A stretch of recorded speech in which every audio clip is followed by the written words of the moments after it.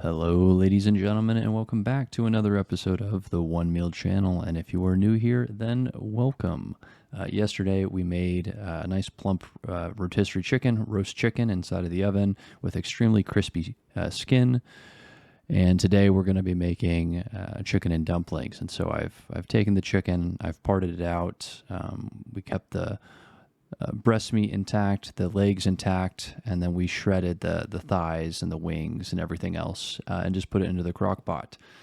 In case you're noticing, I am recording this post video, and the reason for that is we actually encountered an audio issue transferring basically at the start of this video, which is kind of strange because I recorded this right after we finished taking apart our chicken. So I don't know what happened to the audio, but you're going to get me in the editing process kind of speaking to you now. The benefit is that we're going to get through this first section relatively quickly so that we can get onto the good part of the video where you're talking to me in person and you're seeing the finished product of our chicken and dumplings, and it turns out great. So let me just tell you what we put in there. We have a can of condensed cream of celery, 2 cans of condensed cream of chicken. Some people like to put cream of mushroom. I prefer not to do that. I think this turns out just great. We put the rest of our chicken stock in there, about 3 cups of remaining chicken stock, and then I think I put an additional can worth of water with 4 tablespoons of flour just to thicken everything up. I have 2 granules of chicken bouillon cubes that I put in there as well. I don't worry about crushing it up because it's going to dissolve just fine over the course of how long I keep things in this crock pot. And I believe that's everything. It's as simple as that. Oh, yeah. And of course, I take the drippings from the chicken and I try to get as much of that into the crock pot as well. So yeah, other than that, I mean, things are pretty simple. That's how we're initially starting out. We cooked some carrots with the rotisserie chicken. I keep saying rotisserie chicken. For those of you who are new, basically used to eat rotisserie chicken every single day. So we take the roast chicken and we cook some carrots with that. So we've cut up those carrots and put them off to the side. Since they're fully cooked, we're going to add them at the end. We're also going to add some celery, and so we're cutting up this celery here right now, which will also be added to the end. We're prepping ourselves with the actual dumplings, the biscuits that are going to go into the oven at the end, and then, of course, some peas. So all we need to do is get this up to temperature, cooked, and the meat soaked in all of this kind of this condensed soup. And then in the next few clips, you'll get me in person going over adding the vegetables and finishing this up and then eating it. So I appreciate you working with me here in the first few minutes, just doing a little bit of voiceover. Let us get back to the time and place that this was first created. And just like that, we're back. So I've shredded the chicken, leaving the chicken legs completely intact. I'm going to add our vegetables here. We're going to turn this down to low. So let's stir this in.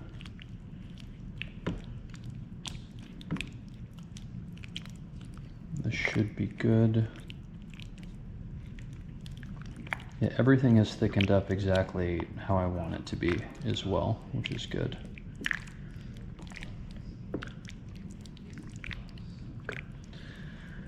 That just leaves us to one final step, and that is to get the biscuits themselves ready. So let's do that now. So I haven't taken the liberty of preheating the oven. Let's take this 325 degrees. Bake. Let's get that started. Let's get our baking sheet together. Now we're going to ignore the instructions for the most part. Let's see what the instructions say. Place them apart and cook for 14 to 17 minutes. All right, we're gonna cook them for like 8 minutes.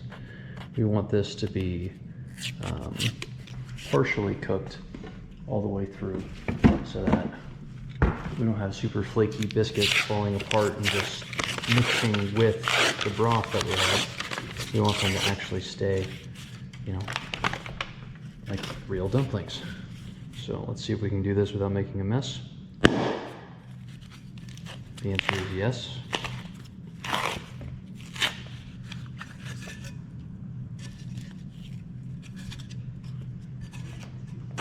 Perfect. 1, 2, 3, 4. 1, 2, 3, 4. And to save us all just a little bit of time, I'm going to take my word that I am putting them inside of the oven and then cooking them for about 7 to 8 minutes. Next clip will be me taking them out. And I'm not too worried about greasing up this baking sheet at all. Maybe I'll live to regret this, but these are supposed to be pre-oiled, so I'm not too worried about it.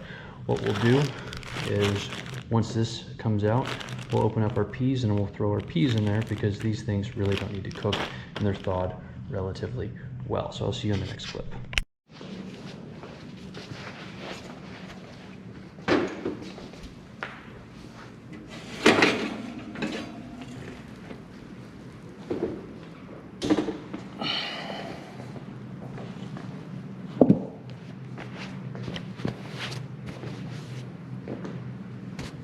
You can still smell it's a little doughy. I do not want to touch it with my bare hands, so I made a mistake. There we go.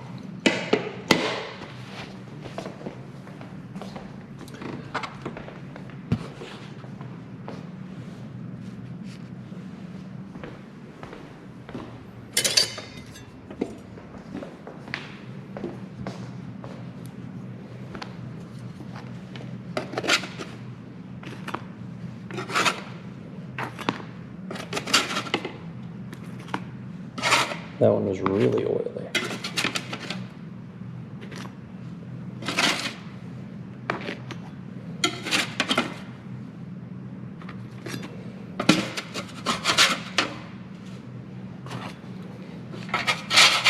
There, really only one of them stuck, as you can see, nice and crispy on the bottom.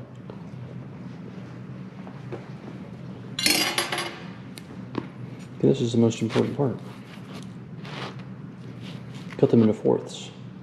As you can see, they're still nice and doughy in the middle, but they'll keep their shape because you cooked them halfway through. These have a tendency to kind of rise to the top, so even if you try to fully submerge them, you might have some issues with that. And at this point, I am thoroughly starving. I do not want to wait for this any longer, but I'm going to have to. You're kind of relying on these to finish cooking while they're in there. Yeah, you can see the oil on my fingers, which is good. Which is good.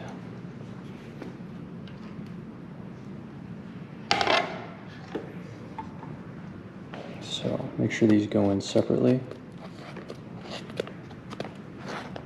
Don't be lazy and just slide them in. You don't want them sticking to each other. Yeah, look at the back side of them. Nice and crispy.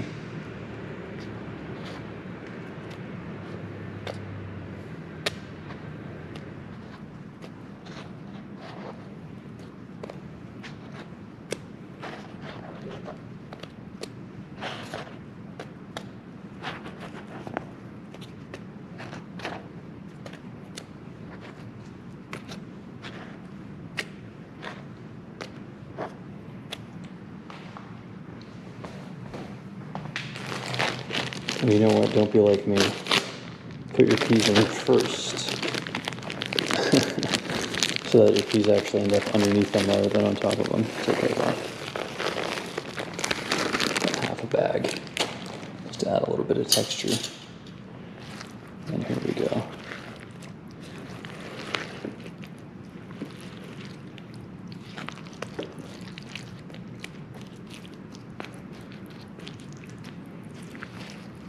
Yep, there's my chicken legs over on the right hand side still. I'm going to try not to stir them up too much. I want them to keep their shape.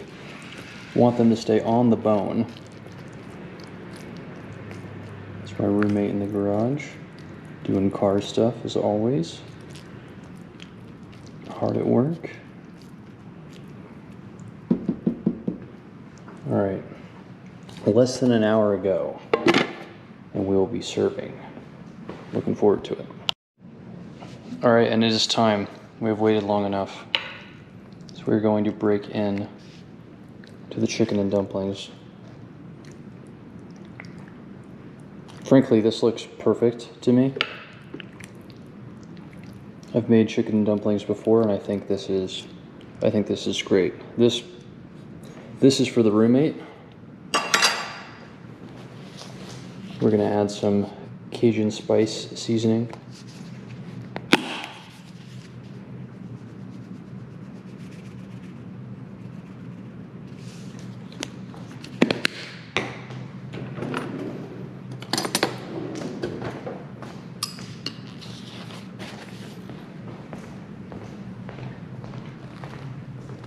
Give me your 2 cents, or give it some time to cool down, whatever you prefer. It shall cool. I, of course, as you know, It smells good. it does smell good, doesn't it? I like having my mouth burnt clean off All the way. whenever I eat my food or drink my coffee. Fully. 100%. Completely. You almost got this to the point where it's like chicken pot pie. Mm-hmm. If you just added some corn, then it's this Yep. chicken pot pie. I'm glad you said that. It's kind of what I was going for. Let me give myself... I think I got you enough dumplings. Wouldn't be chicken and dumplings without it.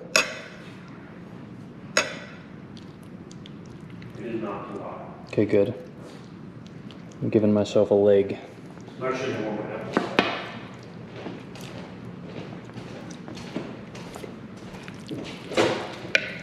Not hot enough, that's new.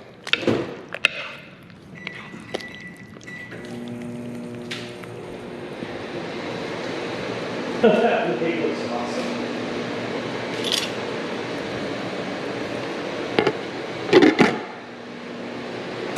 Yeah, I gotta get a nice clip of this for the thumbnail.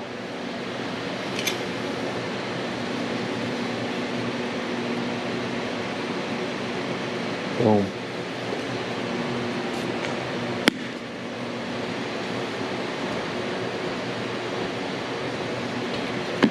A little bit of seasoning, and of course, a spoon. So a little spoonful of chicken and a little bit of dumpling. Give you guys a taste test.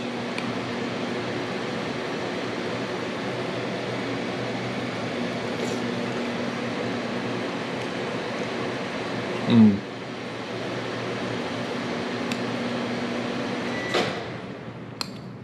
That might be my best chicken and dumplings yet.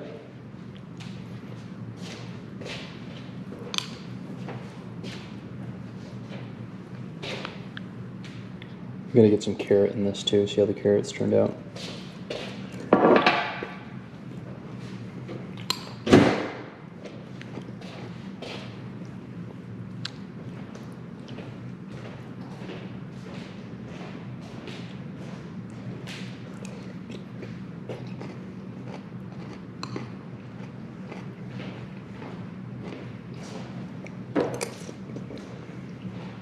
Yep. Yep, I think that's good. I think that'll work.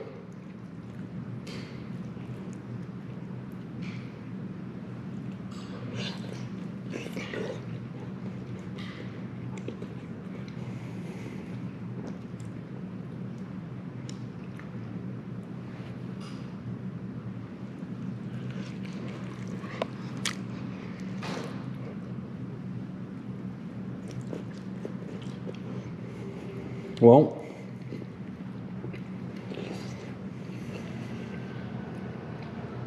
Noah, in case you had any doubt that the chicken leg was tender enough. But is it